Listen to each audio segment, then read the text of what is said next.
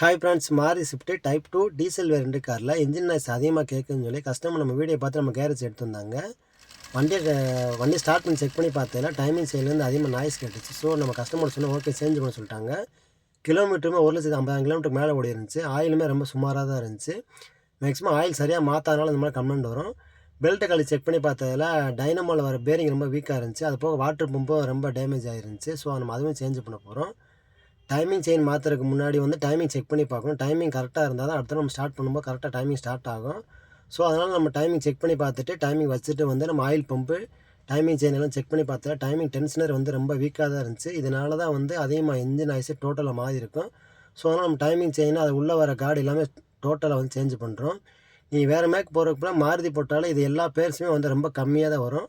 நம்ம தான் டைமிங் உள்ளே வர செயின், டென்ஷனரு, மேலே வர புள்ளி, கீழே வர புள்ளி, டைனமோவில் வர டென்ஷனரு, வாட்டர் பம்பு எல்லாமே டோட்டலாக மாருதி ஓய் வாங்கி ஃபிட் பண்ணுறோம். என்கே மோட்டார்ஸ்னால மேக்ஸிமம் அந்த ஓய் தான் ஃபிட் பண்ணுவோம். ஓய் போட்டால் தான் 1,00,000 கிலோமீட்டர் தாராளமாக ஓடும். டைமிங் எல்லாம் ஃபிட் பண்ணிவிட்டு பக்காவாக டைமிங் வச்சோம். அதே மாதிரி இந்த வண்டிக்கு சம்புக்கு பேக்கிங் வராது. ஃபுல் அண்ட் ஃபுல்லாக பேஸ்ட்டு தான் வரும். பேஸ்ட்டை ஃபிட் பண்ணி சம்பை ஃபிட் பண்ணிவிட்டு இந்த வண்டிக்கு ஆயில் 3 லிட்டர் வரும். ஆயில் ஃபில் பண்ணிவிட்டு வண்டியை ஸ்டார்ட் பண்ணோம். ஒரே கேக்கில் ஸ்டார்ட் ஆச்சு.